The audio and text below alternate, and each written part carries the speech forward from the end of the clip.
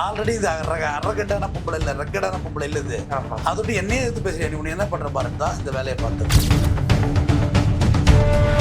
மிளகாப்பொடியை கரைச்சி ஊற்றுங்க வாயிலையும் கண்ணிலையும் ஊற்றுங்களாம், என்ன கட்டு போச்சு. பொய்யா ஒருத்தனை காமிச்சு மிளகாப்பொடியை கரைச்சி ஊற்றுறான் வாயில. இங்கே இருக்கப்பட்டவனுக்கு ஒரு நியாயம், இல்லாதப்பட்டவனுக்கு ஒரு நியாயம் இருக்குங்க.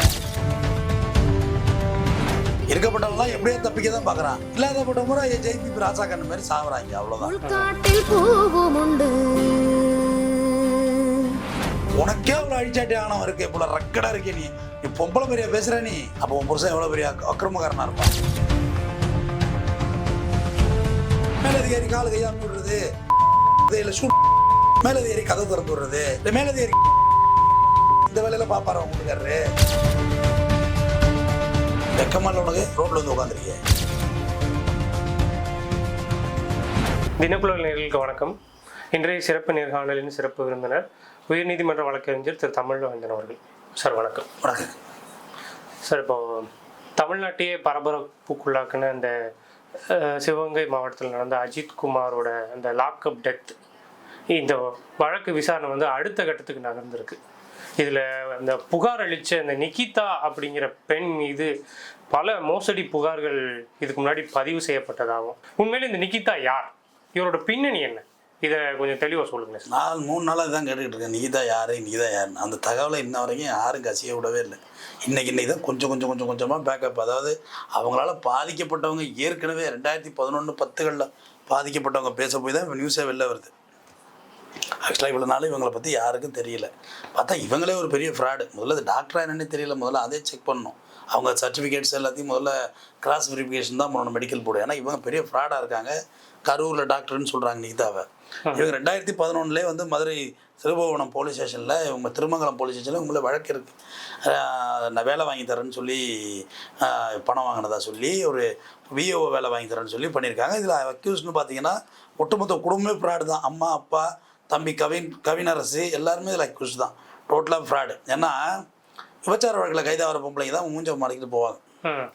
ஏன்னா அது பாவம் அவங்க. ஏன்னா அவங்களுடைய அந்தரங்கமாக அது வந்து ஒரு நம்மளை கொச்சையாக நினச்சிடக்கூடாது சமுதாயங்கிறதுக்காண்டி மூடிட்டு போவாங்க. போலீஸும் அதை ஒன்றும் சொல்ல மாட்டாங்க, சுத்தமாக தலையில் மூடிட்டு போய். நீ நகை காணுன்னு கம்ப்ளைண்ட் கொடுத்த பொண்ணு தானே, நீ கம்ப்ளைண்ட் கொடுக்கல, யாரோ ஃபோன் வச்சு பேசினவ தானே, இதை ஏன்டா முஞ்ச மடக்கிறாங்கிற சந்தேகம் எல்லாருக்கும் வரணும்ல. 3 நாளாக அந்த சந்தேகம் எனக்கு இருந்துச்சு. நானும் எல்லா சேனலும் கேட்குறேன். இப்போ என்ன அஜித்குமார் செத்துட்டா, அப்படி அஜித்குமாரை நோக்கியே வழக்கு ட்ராவல் ஆரம்பிச்சிட்டு. Ajithkumar police, AC, DSP suspend, அப்படியே ஹைகோர்ட்டு, அப்படியே ஜம்பாகி எல்லாம் அஜித்குமார் வீட்டுக்கு போயிடுது. அஜித்குமார் வீட்டுக்கு அப்படியே வேலை வாய்ப்பு கொடுத்தது, அப்படி ஒரு சைடாகவே வழக்கு ஏற ஆரம்பிச்சிச்சு.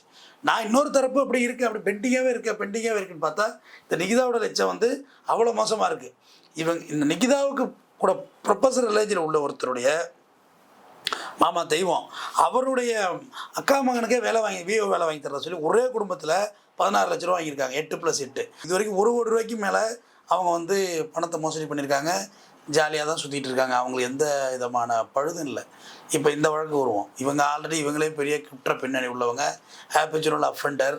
இவங்க சொன்ன ட்ராமா எவ்வளோ பெரிய ட்ராமா. இத்தனைக்கு இவ்வளோ பெரிய கொலையும் நடந்தது, ஒரு 500 ரூபா பணத்துக்காக இந்த கொலை நடந்தது. இப்படி இந்த நகையும் காணா போகல, இப்படி ஒரு நகையும் இல்லை இந்த வழக்கில். ஏன்னா இன்ன வரைக்கும் நகை வரவே இல்லை. அப்போ நகை இல்லை தானே. ஆமாம், நகை இல்லை. இவ்வளோ பெரிய ப்ரெஷர் ஆன பிறகு நகை எங்கன்னு தெரியணும்ல. இந்த நிகிதாவை காவல்துறை கஸ்டடி தான் எடுத்து விசாரிக்கணும். நிகிதாவை இந்த வழக்கில் கண்டிப்பாக உள்ளே கொண்டு வந்து விசாரித்தா மட்டும்தான். நிகிதாவே அக்யூஸ் பண்ண வேண்டியது தானே. பொய் புகார் கொடுத்தது அக்யூஸ்ட் இல்லையா, பொய்யான கம்ப்ளைண்ட் கொடுத்து அதை பொய்யா ஒரு டிஎஸ்பி வாங்கி பொய்யா ஒரு தனிப்படை வச்சு பொய்யா அடித்து பொய்யாவே எல்லாத்தையும் சொல்லி முடிச்சிட்டானோ. சித்தே போயிட்டான் ஒரு பையன். ஓகே, அப்போ இவங்க சொல்கிற கதையை கேளுங்க. காரில் போனாங்களாமா, இவ்வளோ பெரிய டாக்டராம்மா, இவங்க ஒரு டிரைவர் வச்சுக்க மாட்டாங்களாம்மா, இவங்களுக்கு வீல் சேர் தேவைப்படுதாம்மா, ஸ்கேன் எடுக்க போனாங்களே, ஸ்கேன் ரிப்போர்ட் எங்கே, நகை கைட்ட கூட ஸ்கேன் எடுக்கிறதுக்காண்டி நாங்கள் நகை கைட்டோம்னு சொன்னாங்கல்ல, ஸ்கேன் ரிப்போர்ட்டு இல்லையே, வழக்கில் காமிக்கப்படலையே. அப்போ இவ்வளோவும் போனப்போ இந்த நகை எங்கே காணாமல் போச்சு. நகை 2 வளையலாம்மா, மோதிரமாம்மா, செயினாம்மா. சரி, இவங்க ஸ்கேன் எடுக்க போனது எங்கே தெரியுமா, பல்லுக்கு. முதல்ல ஸ்கல்லுக்குன்னு சொன்னாங்க, இல்லை பல்லுக்கு ஸ்கேன் எடுக்க போகிறது வந்து 2 தக்க மாதிரி ஒட்டி வச்சு இப்படி எக்ஸ்ரே எடுத்து கொடுப்பாங்க. சரி, அப்படியே இந்த டோட்டல் ஸ்கல்லு இந்த இந்த இந்த போன் எல்லாத்தையுமே, ஏன்னா இப்போ ரூட் காலரிங் பண்ணுறதா இந்த போன் எடுக்கிற மாதிரி இருந்தால் டோட்டலாக தலை தான் எடுக்க போகிறாங்க. அதுக்கு அந்த செயினை ஒதுக்கி வச்சுட்டு எடுப்பாங்க. அந்த செயின் இருக்குல்ல, இப்போ நான் ஸ்கேன் எடுத்துகிட்டு வந்தேன், ஒதுக்கி வச்சுட்டு எடுத்தாங்க. ஏன்னா கழட்டுறது கஷ்டமாக இருந்தது. ஒதுக்கி வச்சுட்டு எடுத்தாங்க. அடுத்து மோதிரத்தை ஏன் கேட்டணும்? இங்கே எடுக்க போகிறாங்க ஸ்கேனு, விலையில் எது கேட்டணும்? அப்போ இதெல்லாம் போய் தானே அது. நகையை கட்டி வச்சாங்களாம்மா, அம்மா தலை சாஞ்சிருமா, திரை கதை வசனம் நிக்கிதா இயக்குனர் அப்படின்னு எழுத வேண்டியதுதான். இந்த படத்துக்கு பேர் திருபுவனம் கொலை சம்பவம் அப்படின்னு படம் எடுங்க. மதுரை சம்பவம் மாதிரி திருபுவனம் கொலை சம்பவம்னு படம் எடுங்க. இப்போ நகையெல்லாம் கட்டி இப்போ ஒரு பவுன் நகை இருந்தாலும் நம்ம வீட்டில் பத்திரமா பார்த்துப்போம். ஓகே, இந்த நகையெல்லாம் கட்டி இவங்க வச்சாங்களாமா, கட்டப்பையில் வச்சாங்களாமா, வண்டியில் வந்து பார்த்தாங்களாமா, நான் 9 ரூபா போய் தான் கண்டுபிடிச்சாங்களாமா, அப்புறமா தான் அந்த பிரச்சனை வந்துச்சாமா. இது நடந்தது இதில் இவங்க வந்து இந்த வண்டி தள்ளிட்டு வந்த இந்த அஜித்குமார் 500 ரூபா பணம் கேட்டிருக்கா. அப்படி அதெல்லாம் ஒத்துக்குவோம். அது இயல்பாக அவங்களாம் என்ன சம்பளத்தில் வேலை பார்த்துருவோம், 500 ரூபா கொடுத்தா தான் என்ன பெரிய லட்ச ரூபா சம்பளம் கொடுக்குறாங்களா? சம்பளம் கேட்டால் 500 ரூபா கேட்டிருக்கா. அப்படி அதில் வாக்குவாதம் வந்திருக்கு. வாக்குவாதம் வந்து 500 ரூபா பணத்தை இவங்க ஒரு 5 பேர் ஷேர் பண்ணியிருக்காங்க. ஒரு ஆளே எடுத்துகிட்டு போக முடியாது. ஓகே, அந்த வருமானத்தை ஷேர் பண்ணியிருக்காங்க. அந்த அத்தனை பேரையும் தான் கோத்து விட்ருக்காங்க. உன்னை என்ன செய்கிற பாரு, என்கிட்டே பேசுறியா பேச்சு அப்படின்னு சொல்லி. ஆல்ரெடி இது அரகண்டான பொம்பளை இல்லை, ரக்கடான பொம்பளை இல்லை இது. அதோட்டு என்னையே எடுத்து பேசுறியா, நீ உன்னை என்ன பண்ணுற பாருன்னு தான் இந்த வேலையை பார்த்தது. அப்போ இவங்களை அக்யூஸ் பண்ணுங்க, இந்த வழக்கில் இவங்களை சேருங்க. நிக்கிதாவுக்கு பின்னணியா யாரோ ஒரு ஐஏஎஸ் அதிகாரி இருக்கிறாரு அப்படின்னு அது எவன் இருந்தால் தான் என்ன? அவர் யார் சார்? கூப்பிட்டு விசாரிங்க. நிக்கிதா விசாரிச்சு தான் தெரியும். நிக்கிதாவை கூப்பிட்டு விசாரிங்க, கஸ்டடி எடுங்க, கன்ஃபர்ஷன் கேளுங்க, மிளகாப்பொடியை கரைச்சி ஊற்றுங்க, வாயிலையும் கண்ணிலையும் ஊற்றுங்களா. இப்போ என்ன கெட்டு போச்சு? ஏங்க பொய்யா ஒருத்தனை காமிச்சு மிளகாப்பொடியை கரைச்சி ஊற்றுறான் வாயில், ஊற்றுங்க, ஊற்றி கேளுங்க. ஊற்றி கேட்டால் தானே தெரியும். தலைமுறை ஆகிட்டா தான் சொல்கிறேன். 3 நாள் தலைமுறை ஆகிருக்காங்க. இப்போ தான் எங்கேயோ உட்காந்து ஒரு வீடியோ போடுறாங்க, நாற்காலி வச்சு நாற்காலில் உட்காந்து ஒரு வீடியோ போடுறாங்க. 3 நாள் இவங்க தலைமுறை தான் இவங்க. நீங்கள் நல்லவங்க இருந்தால் ஃபேராக இருந்தால் நீங்கள் ஓப்பன் ப்ரெஸ் மீட் கொடுக்க வேண்டியது தானே. சார் நாங்கள் நகை காணோம், கம்ப்ளைண்ட் கொடுத்தோம், ஆனால் இவங்க இப்படி பண்ணுவாங்களாம் தெரியும். அவங்கள கூப்பிட்டு கேளுங்க, யாரை இந்த ஏசுன்னு விசாரிக்க வேண்டியது தானே.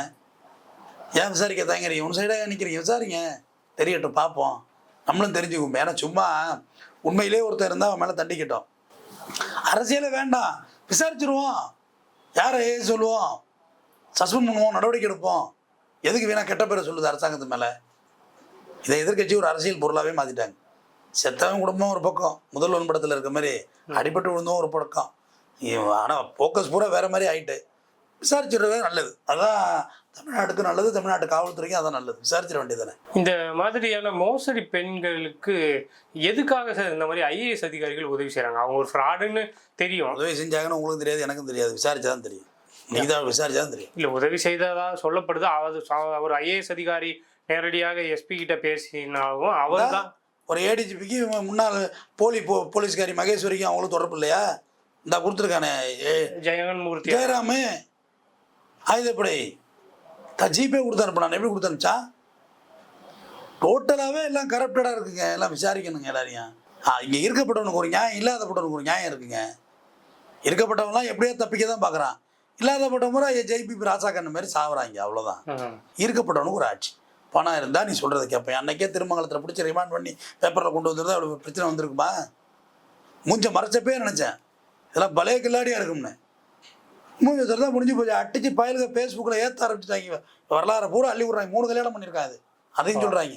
இதெல்லாம் அவங்க ப்ராப்பர் கம்ப்ளைண்ட் இருந்தால் அனுப்புனர் இன்னும் அது அட்ரஸ் இருக்கும். அதுவும் இல்லை. இதில் டிஎஸ்பியை இன்ஃப்ளூயன்ஸ் பண்ணது யார்? டிஎஸ்பியாக வாய திறக்க மாட்டார். சொல்ல வேண்டியது தானே. உடனே சஸ்பெண்ட் பண்ணிட்டாங்க. நீ 6 பேர் உள்ளே போயிட்ட. உண்மையை சொல்லிட வேண்டியது தானே.